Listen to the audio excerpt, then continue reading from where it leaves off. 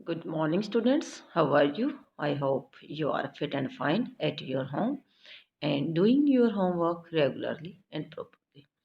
Students, जैसा कि आप जानते हैं कि हमने सेकेंड टर्म के सिलेबस के जियोग्राफी के चैप्टर 5 से लेकर 8 तक कंप्लीट किए हैं और civics, social and political life के हमने 6 to 9 कंप्लीट किए हैं और अब हम आवर फास्ट हिस्ट्री के चैप्टर 6 हमने कंप्लीट किया है और 7 today we start now chapter 7 Ashoka the emperor who gave up war. एक ग्रेट एम्परर थे अशोका, उनके बारे में हम इस चैप्टर में रीड करेंगे जिसने युद्ध को छोड़ दिया था। क्यों छोड़ा था, क्या रीजन था, इसमें हम एक स्टोरी के द्वारा चैप्टर 7 में रीड करेंगे।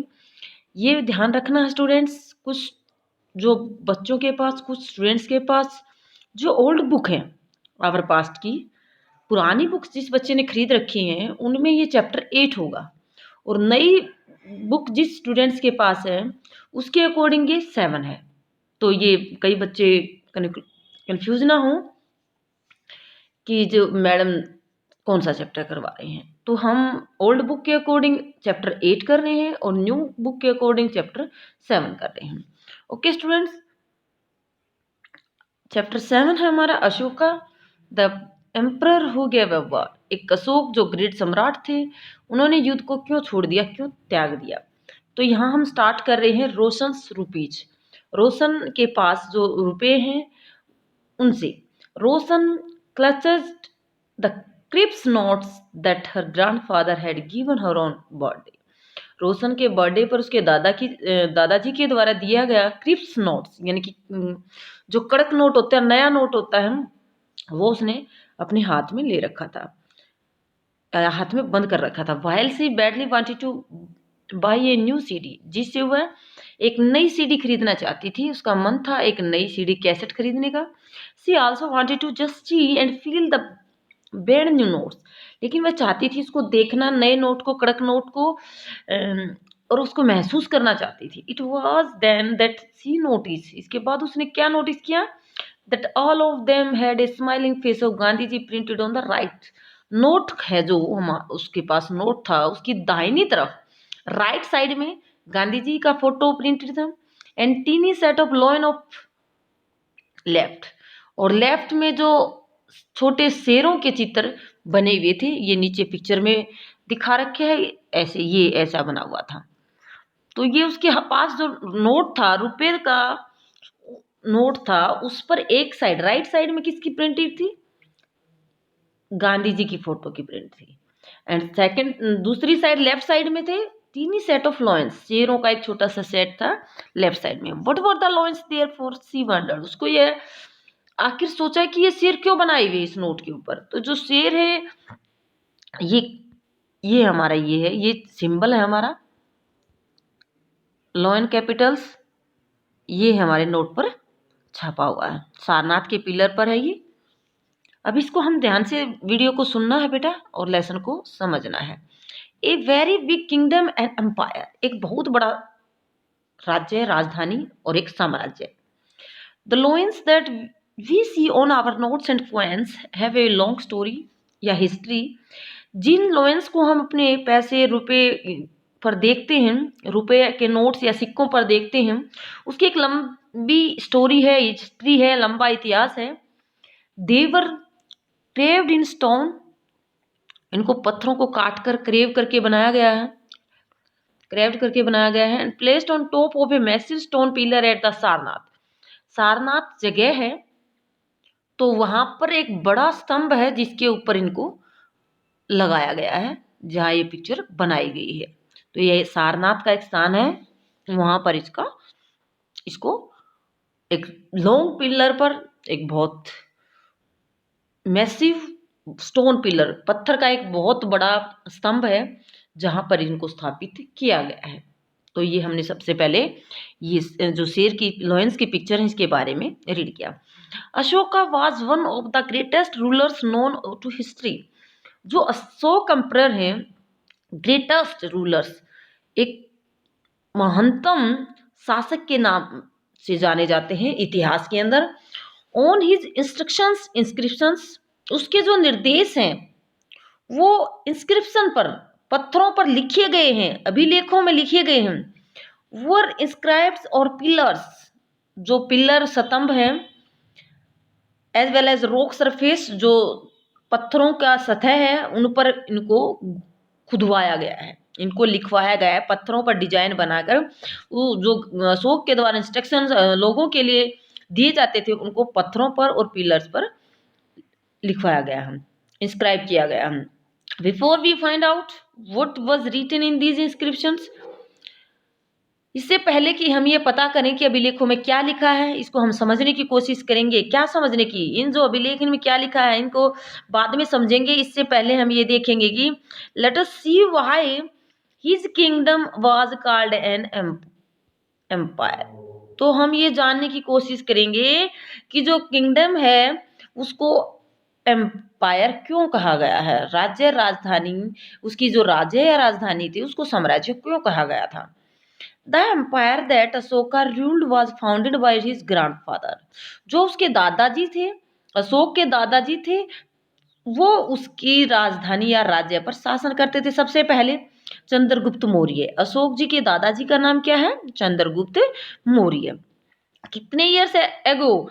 2300 year ago Chandragupta was supported by wise man name Chanakya और कौटिल्य। जो उसके दादाजी थे उसको सहायता दी गई थी, किसके द्वारा? चाणक्य या कौटिल्य के द्वारा सहायता दी गई थी उसका अपना साम्राज्य स्थापित करने में। किसके द्वारा? चंद्रगुप्त मौर्य ने जो मौर्य डायनेस्टी को स्थापित किया था तो उसमें मदद की थी चाणक्य के द्वारा। कितने साल पहले? 2300 ईयर्स।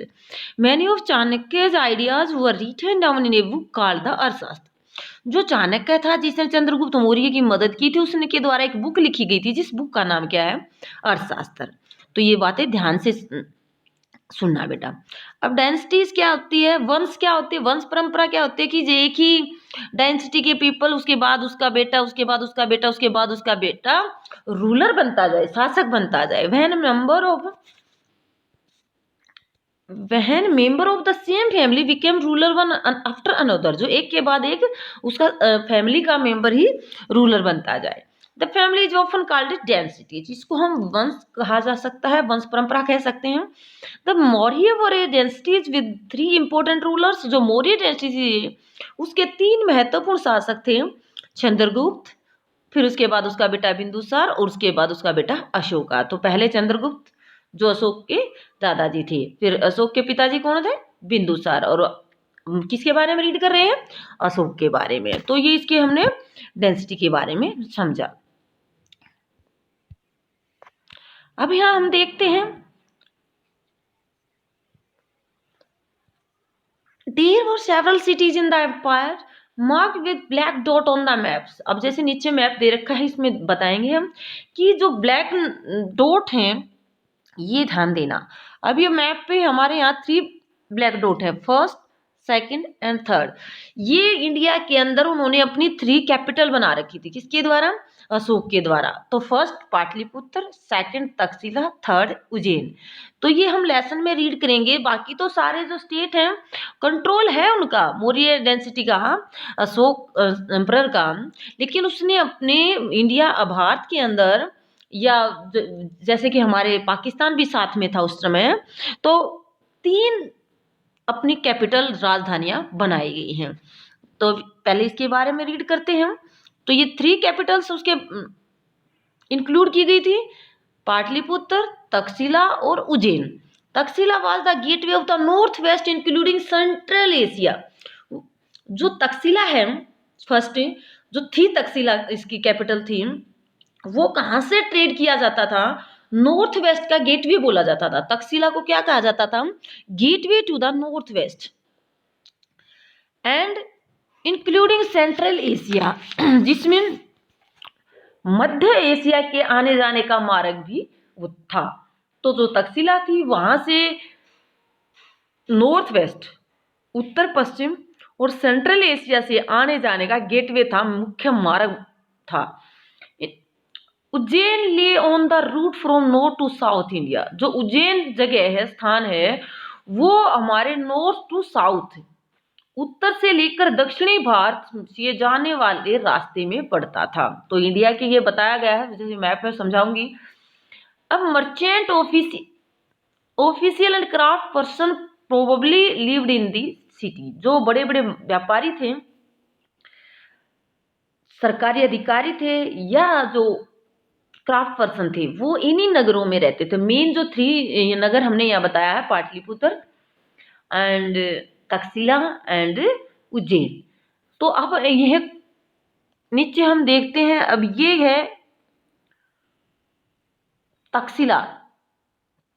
तो जो तक्षशिला से किसका गेटवे बोला गया है, ये नॉर्थ और वेस्ट। ये क्या है हमारा वेस्ट, ये क्या है हमारा नॉर्थ। और सेंट्रल एशिया, यानी कि हम अगर ऊपर एशिया कंटिनेंट पे हम रहते हैं, तो ये सेंट्रल एशिया से व्यापार करने का मेन रास्ता था।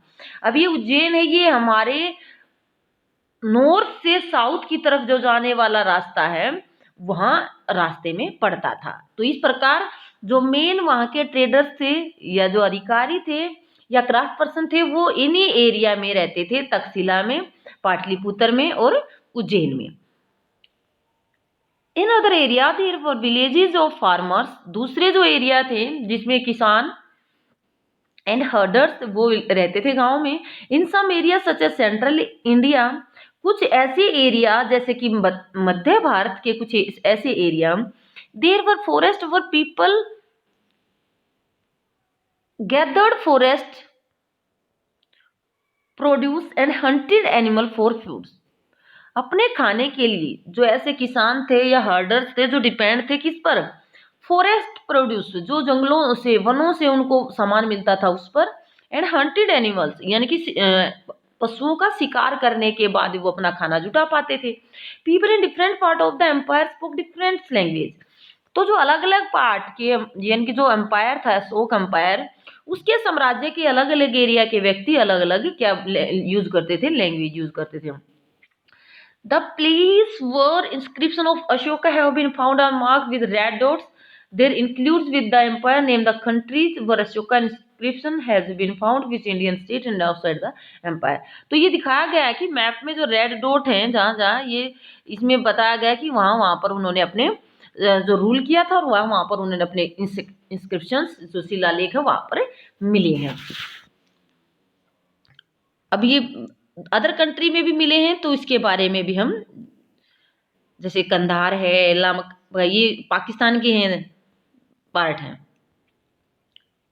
They probably at different kind of foods. वो अलग अलग प्रकार के जो फूड्स हैं उनका प्रयोग करते थे, अलग अलग लैंग्वेज, डिफरेंट लैंग्वेज का। And wore different kind of clothes as well, और अलग अलग प्रकार के कपड़े पहनते थे। How are empires different from kingdoms. तो किस प्रकार जो किंगडम्स से डिफरेंट होता था एम्पायर एंड किंगडम्स में क्या अंतर है। Emperor need more resources than king because empire are larger than kingdom and need to be protect by a big army. तो जिस प्रकार जो एम्परर हैं, साम्राज्य हैं, वो किससे बड़े होते हैं, राज्यों से बड़े होते हैं, लार्जर देन किंगडम। एम्पायर जो सम्राट होता है, जो जहाँ जिस एम्पायर पर उसका रूल होता है, तो वो एम्पायर बड़े होते हैं, किससे लार्जर होते हैं, किंगडम, राजधानी से। और उसको ज्यादा जरूरत होती है protect by the king army. तो अपनी जो आर्मी होगी, बड़ी सेनाओं की जरूरत होगी उसको अपने राज्यों को सुरक्षित रखने के लिए। सेकंड, इसलिए उनको ज्यादा रिसोर्सेज की जरूरत भी होगी, जनता की जरूरतों को पूरा करने के लिए जरूरत भी क्या होगी, रिसोर्सेज, ज्यादा resource. So also they need a large number of official who collect tax. इसलिए जनता की जरूरतों को पूरा करने के लिए क्या कलेक्ट किया जाएगा, टैक्स कलेक्ट किया जाएगा। और वो टैक्स कलेक्ट करने के लिए किसको लगाया जाएगा, लार्ज नंबर ऑफ ऑफिशियल, अधिकारियों को पद पर नियुक्त किया जाएगा।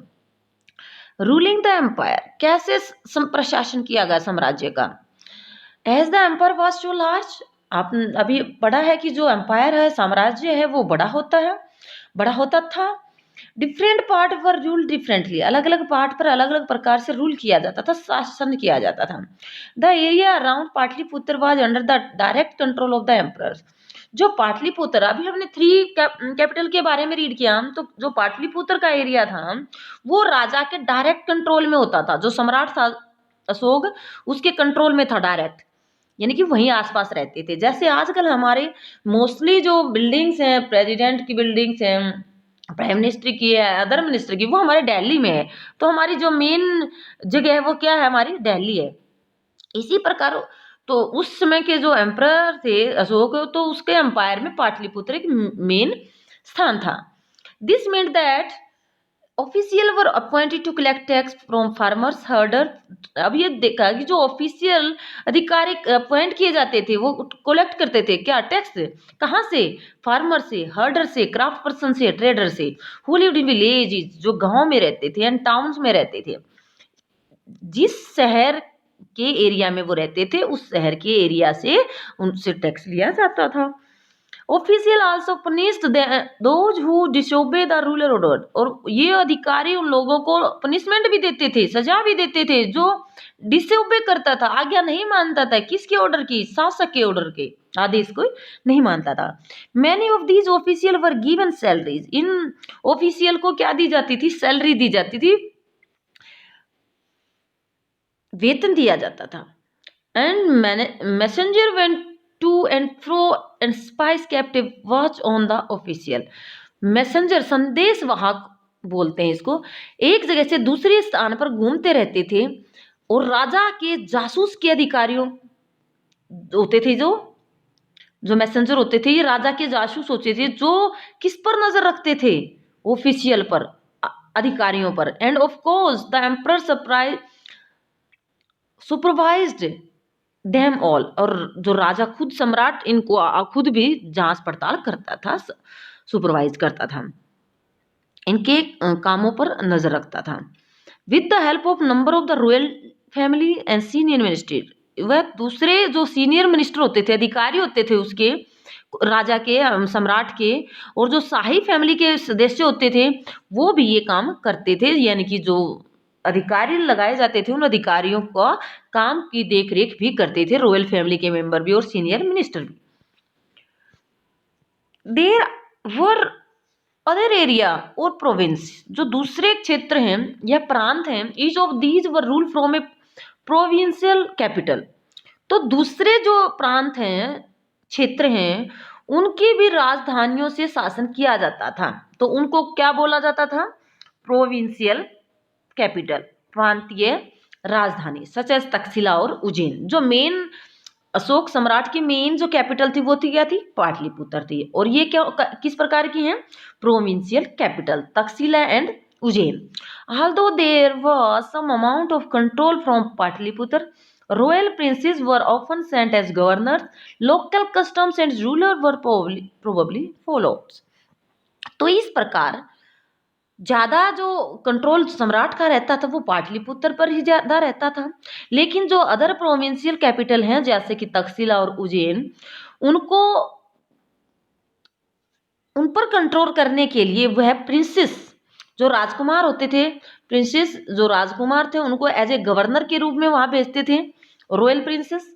एंड लोकल कस्टम, वहां की जो रीति रिवाज थी, शासक थे, जो रूल्स था, उनके द्वारा वो नियम थे, रूल थे, वो अकॉर्डिंग सम्राट के माने जाते थे। जो सम्राट के द्वारा रूल बनाए जाते थे उन्हीं रूलों को वहां पर भी माना जाता था। कौन से कैपिटल में, प्रोविंशियल कैपिटल में, कैपिटल में। Besides there were vast area between these centre. तो इन सेंटर में यानी कि जो तीन मेन कैपिटल बनाई गई हैं, पाटलिपुत्र, तक्षशिला एंड उज्जैन, तो इनमें डिफरेंस होता था बहुत ज्यादा। ये एक नजदीक नहीं होती थी, दूर दूर एरिया में होती थी।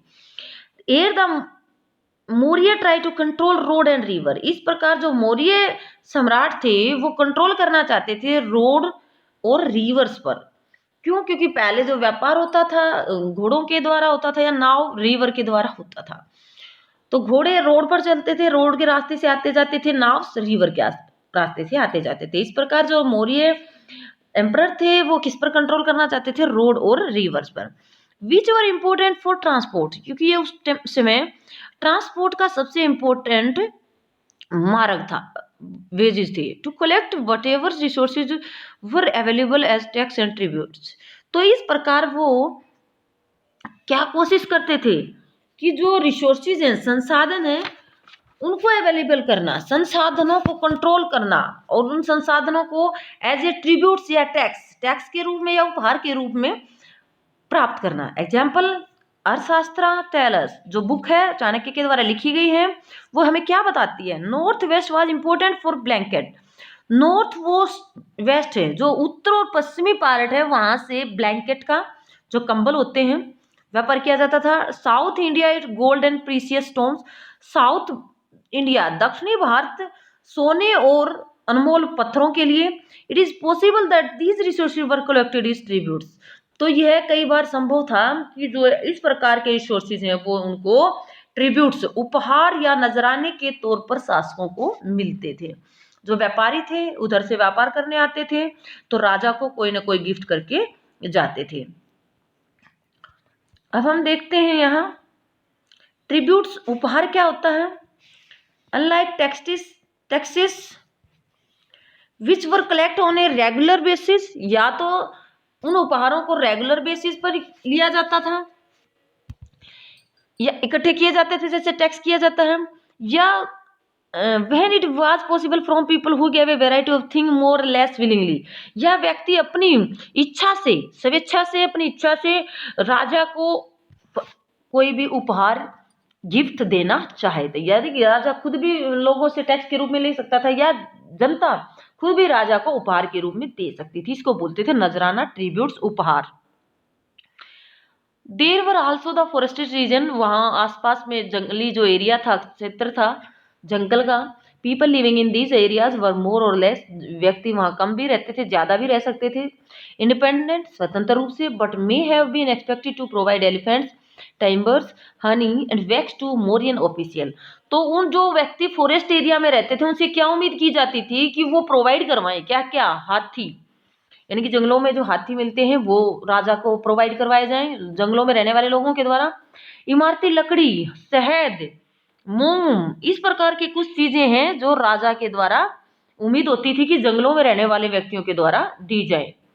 एम्परर एंड कैपिटल सिटीज, अभी ये वहां का जो सम्राट है उसकी राजधानी के बारे में शहर में। Megasthenes was a ambassador who was sent to the court of the Chandragupta by the Greek ruler of west Asia name Seleucus Nicator. तो इस प्रकार हम, वीडियो ज़्यादा लंबी हो जाएगी, इसको हम बाद में देखते हैं। तो वीडियो को ध्यान से सुनना बेटा और लेसन को अच्छी तरह से समझना। आज हम इतना ही कराते हैं। Okay, thank you.